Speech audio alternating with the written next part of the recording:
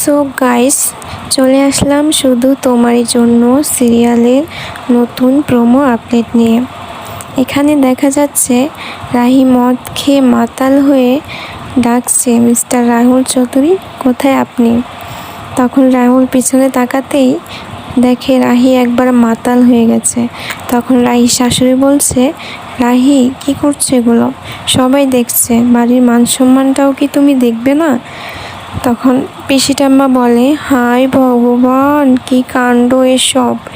এই মেয়ে তো মদ খেয়ে মাতাল হয়ে আসছে, ছে ছে ছে ছে, আর বুঝি রক্ষা নেই। তখন সবার কথা বাদ দিয়ে রাহুল রাহির কাছে গিয়ে জিজ্ঞেস করলো, রাহি কি হয়েছে তোমার? তখন রাহি বলল, আমি তোমাকে ভালোবাসি, তাই তো ডাকছি। এটা বলে রাহি হঠাৎ করে পড়ে যেতে লাগে। তখন রাহুল ধরে নেওয়ার পরে রাহুল জিজ্ঞেস করে, কি হয়েছে তোমার? তুমি এমন করছো কেন? তখন পিসিঠাম্মি বলে, তুই কি এখনো বুঝতে পারছিস না কেন এমন করছে?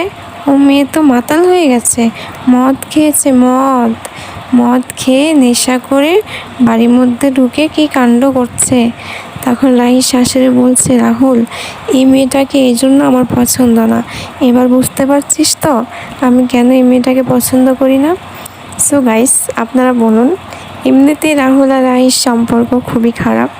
এখন সামনে কি হতে চলেছে? রাহির শাশুড়ি তো রাহিকে দেখতেই পারে না, এখন কি হবে? এখন তো বাড়ির বৌমা মদ খেয়ে মাতাল হয়ে বাড়ির মধ্যে কত বড় একটা সিন ক্রিয়েট করলো। কি হবে এবার? রাহিকে কি আবার মেনে নেবে?